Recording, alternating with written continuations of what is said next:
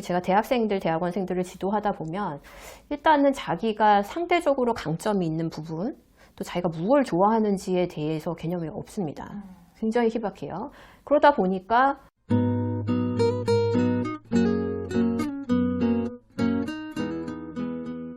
안녕하세요. 교주팝 스튜디오 주단쌤입니다. 오늘 스튜디오에는 정말 대단한 분을 오셨는데요.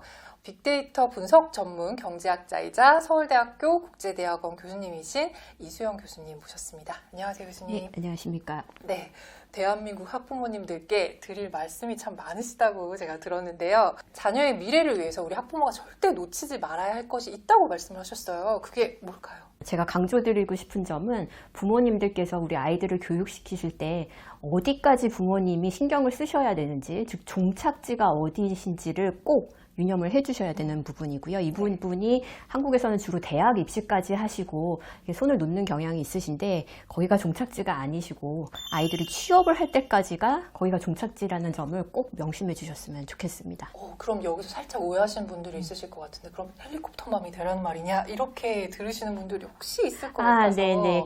그 헬리콥터맘이 아니고요. 자녀가 사회인으로서 독립적인 생활을 영위하려면 이 도와주시는 것이 헬리콥터맘식으로 이렇게 다 도와주시면은 오히려 자녀한테 악영향을 주시는 거고요. 그게 아니고 우리 아이가 필요한 적정 수준의 어려움, 도전, 어떤 면에서는 좌절까지도 부모님께서 옆에서 전략적으로 가이드를 해주시는 게 중요하다고 말씀드리고 싶습니다. 네, 오늘 굉장히 큰 범주의 중요한 얘기들을 좀 나눌 것 같다는 생각이 드는데요.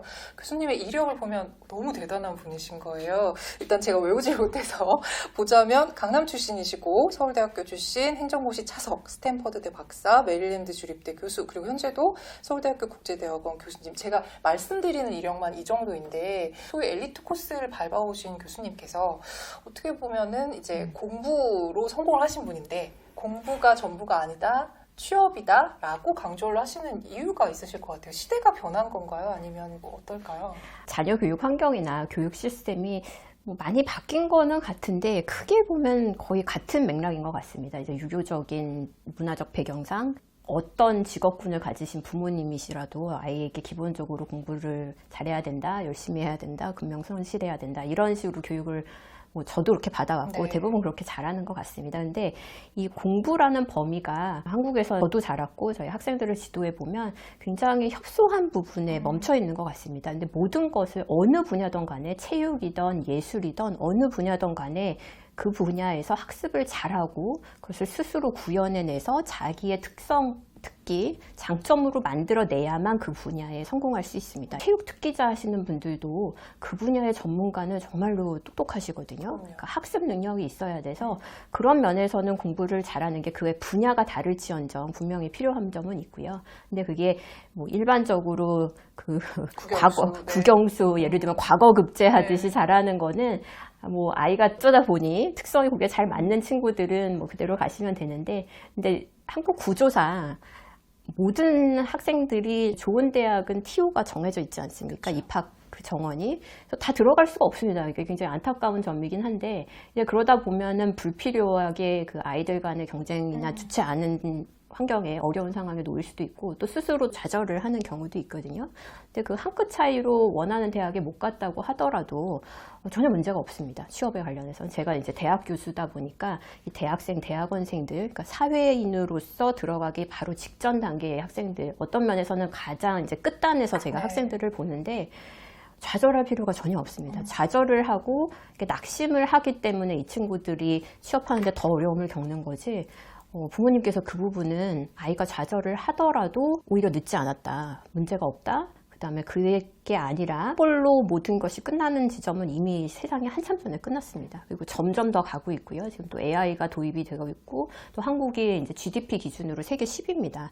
그래서 그 일반적으로 저희 부모님이 잘하셨을 정도의 교육 수준으로는 예를 들면 이제 프로페셔널 지식으로는 더 이상 지금 10대 강국인 한국에서는 직장을 구하기가 어려우시거든요. 그래서 이렇게 세대가 바뀌고 있기 때문에 노동시장도 마찬가지로 바뀌고 있고요. 전문적인 지식이 어느 직종을 가나 필요한데 지금 교육 체계가 이런 전문 지식을 쌓도록 도와주는데 좀 체계적으로 도움을 못 주다 보니까 이 간극이 이렇게 세대가 지나면서 점점 더 커지고 있고요. 이게 커지다 보니까 아이들이 이제 취업 시장에 왔을 때 더 어려움을 겪는 것 같습니다. 그러다 보니까 예전 같은 경우는 대학 입시까지만 신경을 써주시면 뭐 크게 이렇게 문제가 없이 많이 취직을 하고 이런 식으로 경력을 쌓을 수 있었는데요. 지금은 의도적인 선택, 의도적이고 전략적인 노력이 없이는 부모님께서 경험하셨던 그런 노동시장에서의 성과를 올리기조차도 굉장히 어렵습니다. 그래서 이 부분에 관심이 있어야 되는데, 이게 제가 책을 쓴 이유기도 하지만, 이게 학생들은 일단 대학 입시가 끝나고 나면 아이들이 이게 풀어지거든요. 그리고 본인들이 얼마나 험난한 세상을 사는지 잘 아직 체험을 못하는 상황입니다. 근데 이제 부모님도 관심이 없으시면 이게 갈 길을 잃는 대학생, 대학원생들이 생각보다 굉장히 많습니다. 좋은 대학이라고 하도요. 그래서 이 부분에 있어서 부모님께서 항상 이렇게 경각심을 가지시고 어렸을 때부터 사회인으로서 필요한 능력, 이렇게 말하기, 공감하기, 또 이렇게 학습 능력, 이렇게 배우기 상황에 따라서 이런 능력을 키우는데 중점을 맞추시면 뭐 대학 입시까지 잘 되면 정말 좋고요. 또 설령 거기서 조금 원하시는 결과가 아니더라도 또 좋은 길이 있으니까 우리 아이가 좌절하지 않고 사회인으로 잘 트랜지션을 할 수 있도록 도와주시면 그게 제일 중요한 것 같아서 제가 취업이 더 중요하다 이런 말씀을 여러 번 드리고 있습니다. 공부를 열심히 한 교수님께서 지금 지도하고 계신 서울대 학생들조차도 취업하는 데 있어서 좌절하는 일들이 분명히 많이 발생하잖아요. 많이 있습니다. 어떤 부분들이 조금 부족해서 아이들이 취업을 좀 못하는 것 같다고 생각하시나요? 앞서서도 여러 번 말씀드렸는데 계속 제가 전략적인 네. 판단을 부모님께서 꼭 하셔야 된다는 것과 이제 동일한 맥락인 것 같습니다. 저희가 이제 경제학에서 제일 중요하게 생각하는 게 최적화라는 개념이 있습니다. 뭐냐 하면 주어진 자원, 저희 이제 24시간이라는 시간, 또 에너지, 그리고 부모님들이나 자녀가 쓸 수 있는 이제 자원, 예를 들면 뭐 재력 이런 게 있겠죠. 뭐 네트워크도 다 포함되고 이건 항상 한정이 되어 있기 때문에 이 한정된 자원을 가지고 최대한 내가 원하는 것을 달성할 수 있도록 계획을 짜야 되는 걸 최적화라는 개념으로 쓰고 있습니다. 근데 이 말씀을 드리는 이유가 저희가 이제 다 사정이 다르고 또 태어난 시점도 다르고 또 형제 자매 환경도 다르기 때문에 이 한 가지 길이 우리 아이한테 최적화의 길이라고 말할 수가 전혀 없죠. 그거는 서울대에 온 친구들도 마찬가지입니다. 근데 거꾸로 말하면 지금 내가 주어진 환경, 내가 지금까지 쌓아온 경력, 지금까지의 뭐 사회 경제적인 조건 이런 가정 하에서 내가 관심 있는 것들 중에 무엇을 하면 나한테 가장 만족스러운 사회생활, 직장생활 아니면 커리어를 쌓을 수 있을지를 전략적으로 판단을 하셔야 됩니다. 제가 대학생들, 대학원생들을 지도하다 보면 일단은 자기가 상대적으로 강점이 있는 부분, 또 자기가 무엇을 좋아하는지에 대해서 개념이 없습니다. 굉장히 희박해요. 그러다 보니까 뭐 하나 이렇게 진득하게 이렇게 깊이 파는 게 없고. 네. 근데 지금 아까 말씀드린 지금 현재의 취업 상황에서는 뭔가 진득하게 파서 전문성이 있는 사람들만 취업이 잘 되거든요. 그러니까 진득하게 판 전문성이 없기 때문에 뭐 아무리 학벌이 좋은 데를 나오고 뭐 유명한 대학을 나와도 이렇게 회사 입장에서는 선택 보기가 어려우시죠. 왜냐하면은 다 비슷해 보이고 네. 다 그런데 저희가 임금 수준이 낮지는 않습니다. OECD 기준으로. 그러니까 회사 입장에서는 그런 리스크를 테이킹하기가 어려운 상황입니다. 그래서 교수님의 지금 취업 상황까지 좀 큰 틀에서 한번 조망해 주셨는데요. 거기에 우리가 조금 더 깊이 있게 실제적으로 와닿는 얘기로 조금 들어가 보도록 할게요. 우리 초등학 부모님들이 많이 보고 계시기 때문에 그럼 지금부터 무엇을 준비해야 되느냐 이런 것들 관심 많으실 거거든요. 일단 기본적으로 교수님이 중요하다고 말씀하신 것들이 여러 가지가 있는데 첫 번째로 문해력이 있었어요. 요즘 아이들이 표현의 어려움을 호소하는 세대다 이렇게 이제 말씀해 주셨는데 문해력이 왜 필요하고 아이들이 어떤 부족한 모습을 보여서 우리가 어떻게 준비를 해야 되는지 이런 말씀 좀 부탁드릴게요. 문해력이 굉장히 큰 개념이라 정보를 습득해서 이해하는 부분과 또 그것을 표현하는 부분 이게 두 가지로 나눌 수 있는데 이제 앞부분은 많이들 말씀을 하셔서 제가 뒷부분에 관련해서 조금 말씀을 드리자면 일단 무언가를 표현을 하려면 표현을 하고 싶은 이 목적어 그 내용이 있어야 되지 않겠습니까? 그 다음에 내용이 있은 다음에 이 내용을 어떻게 효과적으로 정확하게 표현을 하는지 이 두 단계로 이제 뒷단이 구성이 되는데요. 이제 첫 번째 내용과 관련해서 제가 이제 학생들 그 마지막 이제 취업 직전에 끝단에 있는 학생들을 보면 아까 말씀드렸다시피 전략적 사고가 부족하다는 부분이 중요한데, 관련해서 이 문해력과 관련해서 중요한 부분이 이 자기 생각이 있어야 됩니다. 모든 주제에 대해서 자신만의 독창적인 생각이 있어야 된다, 이런 의미가 전혀 아니고요. 그거는 조금 약간 기인적인 입장이라 그게 좋은 거라고는 개인적으로 생각되지 않고, 그게 아니고 예를 들면 얼마만큼 투자를 해야 되느냐, 뭐 이런 질문 있으시지 않습니까? 그러면은 그 주제에 대해서 본인이 얻을 수 있는 정보를 좀 조사를 하시고요.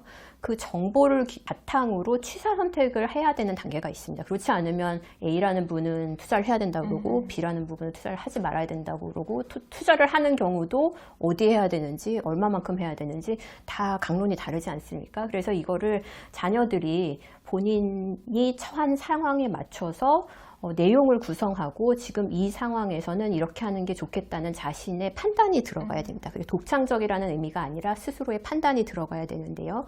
이 판단이 들어가려면 비판적으로 사고하는 것이 필요합니다. 근데 이 부분이 한국 교육에서, 저도 그렇게 자랐지만 비판적인 사고를 하기가 어렵죠. 그 비판적인 사고를 해본 적도 거의 없었고요. 근데 이게 표현이 비판적인 사고라다 보니까, 저도 그렇지만 이게 좀 어감이 예를 들면은 좀 지적을 한다든지 이런 게 아니고, 옳고 그름, 좋고 나쁨, 더 좋고 덜 좋음을 구분해 난다는 판단이 들어가는 거거든요. 누구한테 해코지를 한다는 의미가 아니고. 그래서 지금 상황에서 제 입장에서는 이런 근거 때문에 이거는 하는 게 좋겠습니다, 아니면 좋지 않겠습니다라는 판단이 스스로 있어야 되는 거를 제가 비판적인 사고라고 일반적으로 칭한다고 말씀을 드리고 싶고요. 말하고 싶은 내용이 결정이 되면 이 말을 효과적으로 정확하게 하는 게 중요합니다. 보통 이제 아이들이랑 얘기를 제가 상담을 할 때도 그렇고 말을 해보면 훈련이 많이 필요합니다. 그러니까 어떤 의미냐면, 아이들이 친구들과 이야기하고 뭐 캐주얼하게 이렇게 사적 공간에서 이야기하는 거는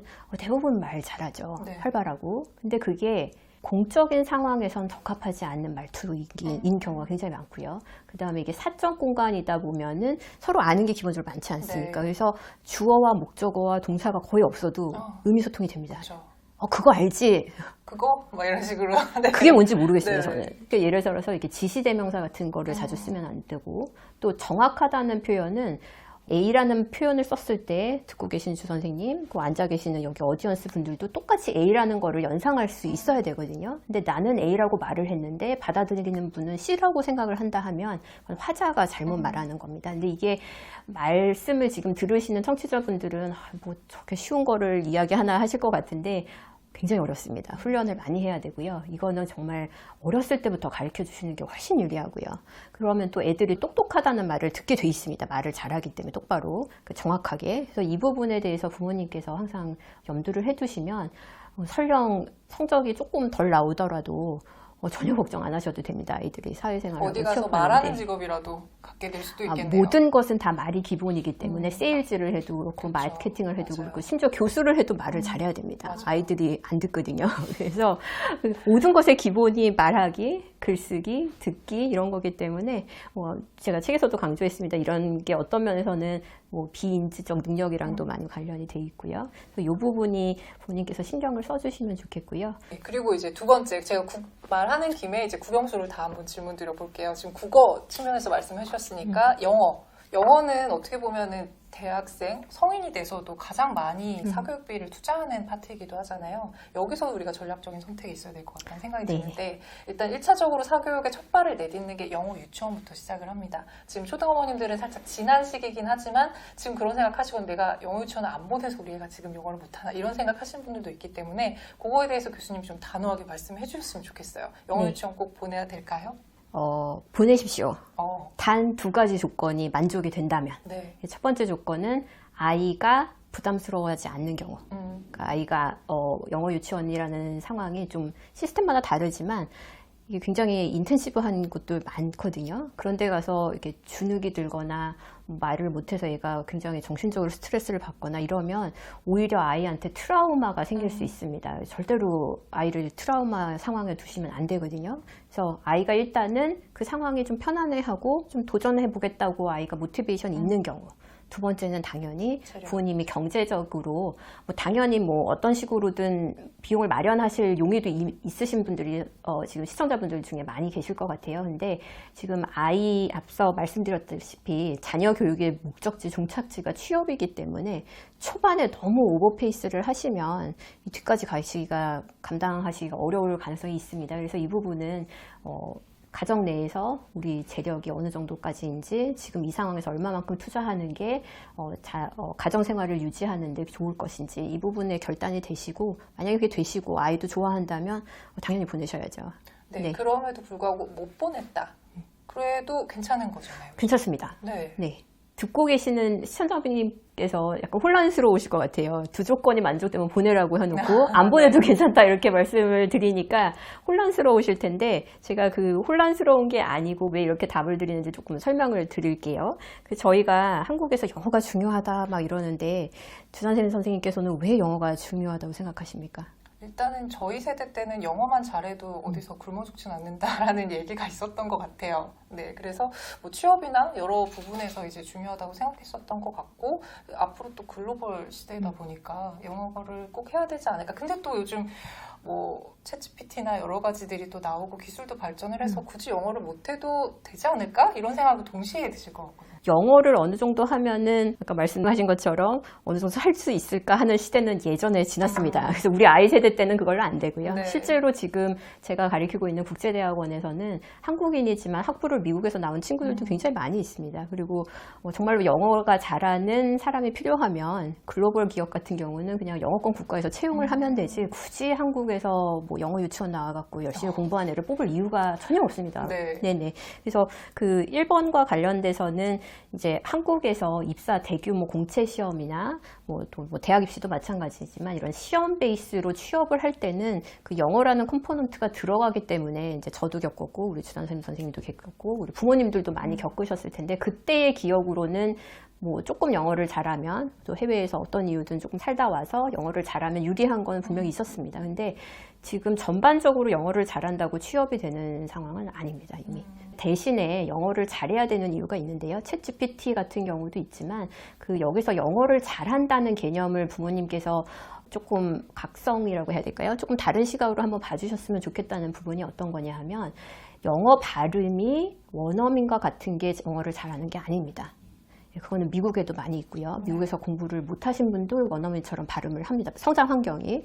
근데 한국인으로서 영어를 어느 정도 잘하면 우리 아이에게 좋은가 하면은 우리 아이가 전문성이 있는데 이 전문성을 한국이라는 테두리를 벗어나서 외국인이라든지 외국 기업이라든지 뭐 이런 다른 글로벌적 환경에서 그 전문성을 발휘하는데 발목을 잡지 않을 정도면 충분히 잘하는 겁니다. 그래서 영어로 지식이 많이 유통이 되고 있기 때문에 영어로 된 문서나 글을 빨리 읽을 수 있는 능력, 리딩이라고 하죠. 그 다음에 영어로 커뮤니케이션이 주로 국제적으로는 되고 있기 때문에 리스닝이 얼마나 잘 되는지.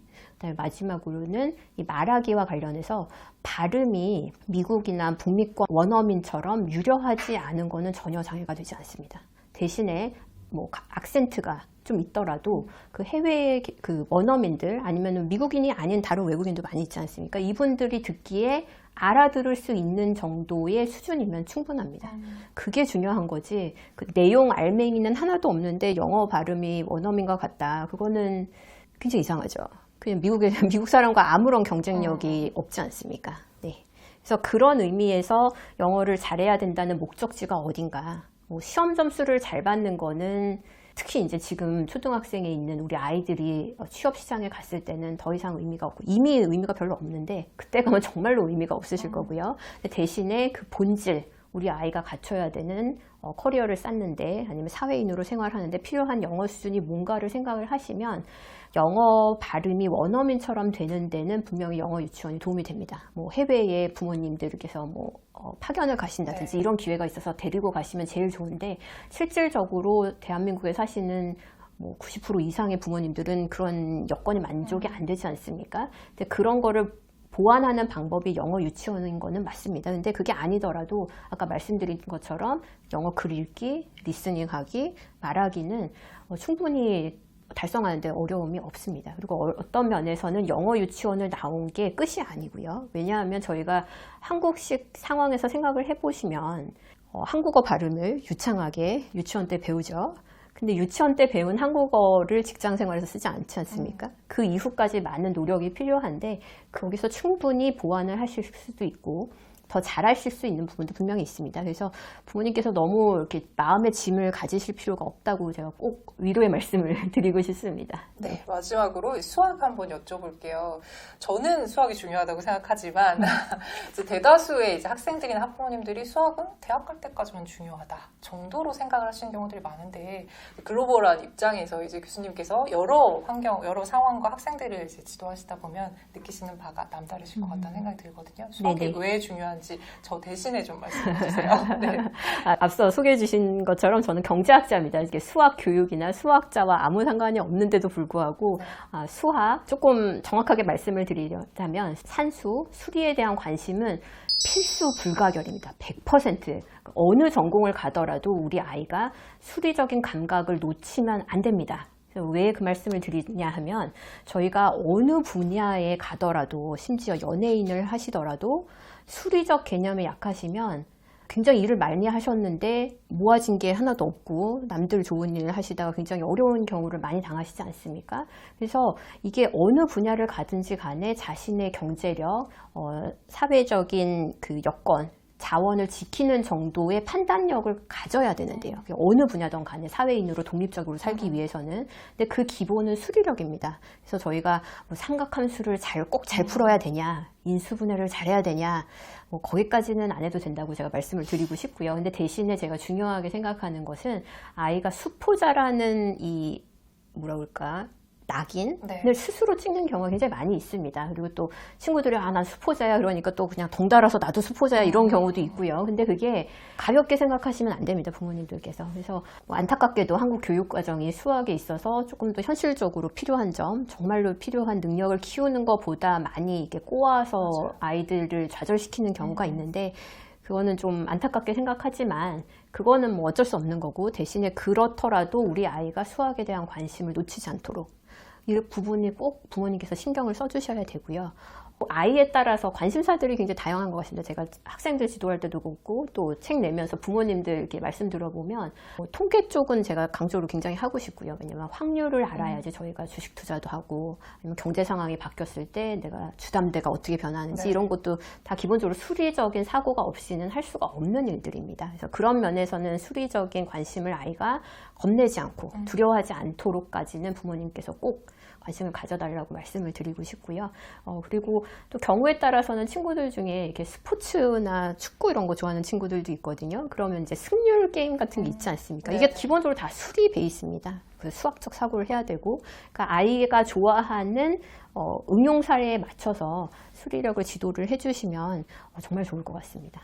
이제 마지막으로 교수님의 요 책 이제 저자 입장에서 어떻게 읽으면 좋겠다라는 바람이라던가 소개 좀 부탁드릴게요. 네, 그 초등학생 부모님들이 많이 계시다고 제가 들었습니다. 그래서 네. 자녀 교육 입장에서는 그 자녀 교육이라는 마라톤에서 굉장히 앞단에 계실 텐데요. 그래서 이 내용 중에 어떤 부분들은 아무래도 이제 취업과 관련된 내용을 제가 많이 강조를 하다 보니까 좀 멀게 느껴지실 수도 있을 것 같습니다. 근데 제가 바라는 바는 일단은 부모님들께서 우리 아이들 교육을 하실 때 이 큰 체계가 갖추셔야지 주위에서 이게 좋다 저가 좋다 하는 이런 바람이 오더라도 지금 우리 상황에서 우리 아이의 상황에서 이거는 하는 게 좋겠고 이거는 하지 않는 게 좋겠다는 판단을 내리실 수가 있습니다. 근데 이런 그 판단의 기준을 마련하는데 그 가장 최종 종착지인 취업이라는 것을 가지고 역산을 하시면 좋을 것 같아서 제가 내용들을 담았으니까 그런 판단을 하시는 큰 그림을 만드는 입장에서 책을 읽어주시면 좋을 것 같고요. 또 초등학생 같은 경우는 제가 그 말하기 아까 말씀하신 문해력 부분도 있고 영어 부분도 있고 또 초등학생 단계에서 영어를 또 그때서 또 분발해서 배울 수 있는 방법들도 많이 있거든요. 그런 부분을 좀 방점을 찍어서 주시면은 좋을 것 같습니다. 네, 교수님 책 관심 있으신 분들 많으실 것 같은데요. 저희가 책나눔 이벤트 진행하고 있습니다. 이 책에 관심 있으신 분들은 오늘 영상에 대한 소감이나 이 책에 대한 기대 소감 남겨주시면 저희 10분 선발해서 이제 보내드리도록 하겠습니다. 네, 오늘 이렇게 길지 않은 시간이지만 좋은 말씀 많이 해주셔서 너무 감사합니다, 교수님. 네, 수고 많이 하셨습니다. 감사합니다.